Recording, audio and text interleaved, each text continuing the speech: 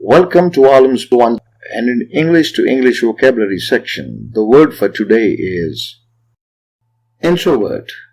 Introvert. Introvert. It's a noun and verb both.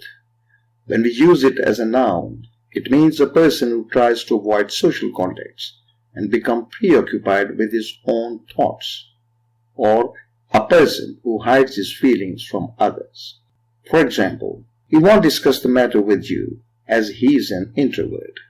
When we use the word introvert as a verb, it means fold inwards, turn inside. She introverted her feelings from her family.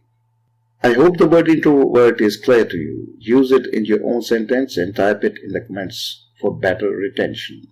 If you have learned something, then do like this video and subscribe to this channel. Good luck and stay blessed. If you want meaning and definition of any particular word, then write it in the comment section below, and soon a video will be made of that word. If you got any benefit from this video, then please like it and share it with others. And don't forget to subscribe our channel. Good luck.